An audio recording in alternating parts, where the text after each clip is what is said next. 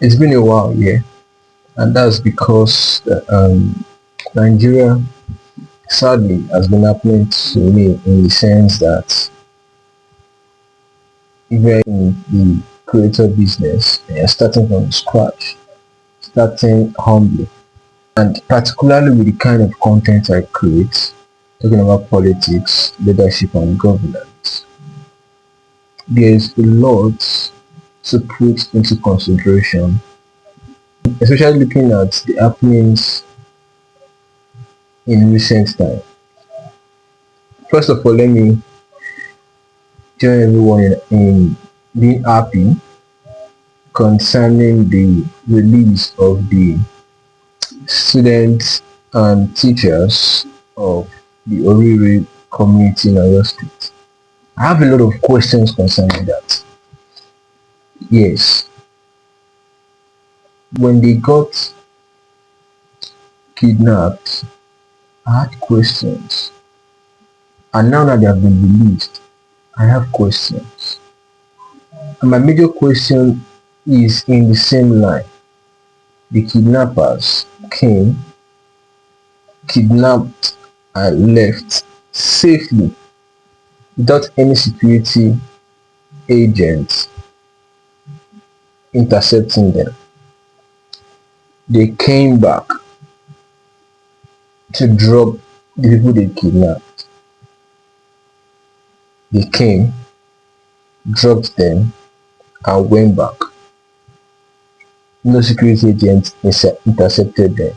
And we claim and we believe that our security agents, the police, the soldiers, and all other security agencies, been in the bush, in the forest, looking for these kidnappers, but they did not find them.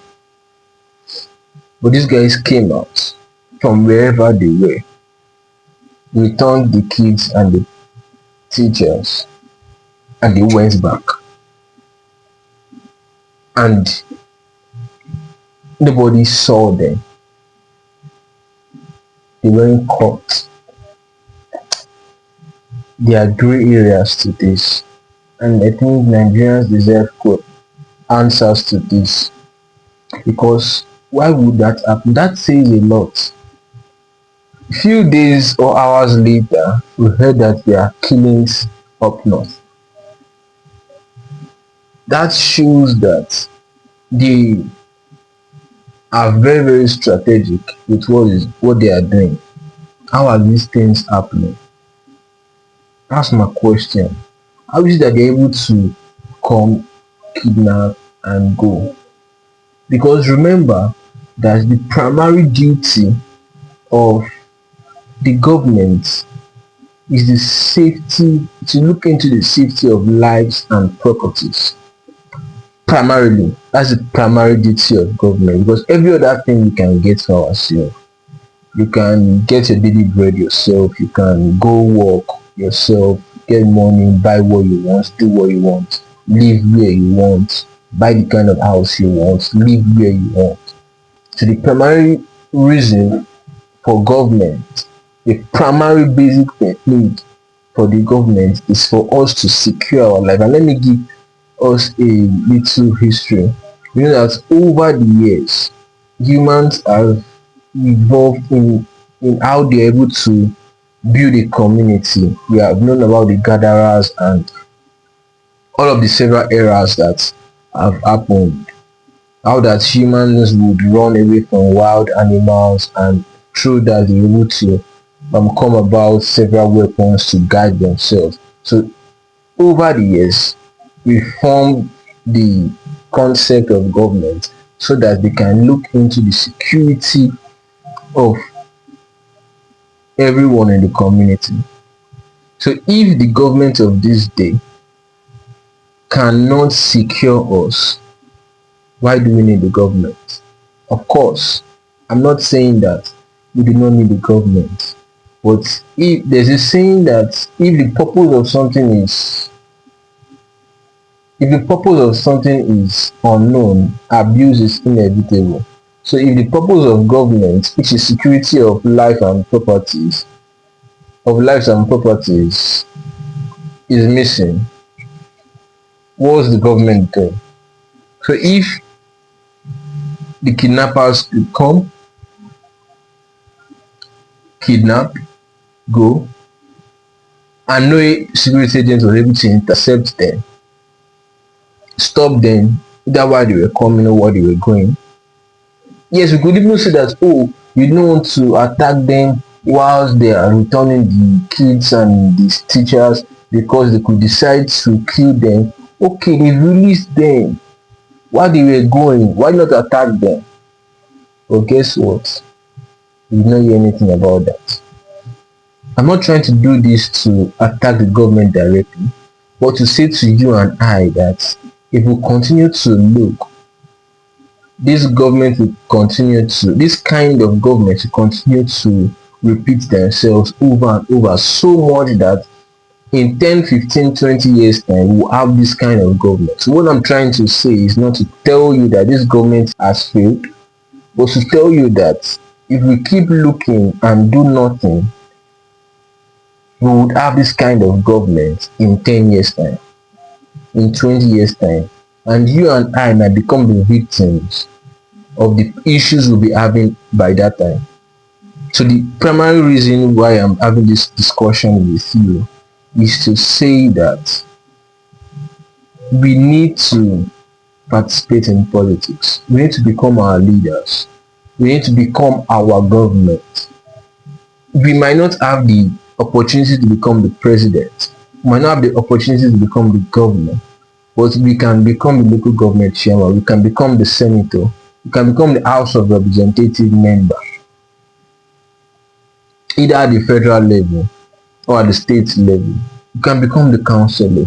You can even go into the judiciary, because I've always explained how that we have three arms of government: the executive, the judiciary, and the legislature. We need us to be part of either of these three. You don't need to be an executive. Of course, we only vote for our president and the vice president into the executive cabinet, while other members of the cabinet are appointed and approved by the House of Assembly. The chances of we becoming elected members of the executives or appointed members of the executive are quite slim. However, we can become members of the judiciary, we can become members of the legislature or legislative arm of government.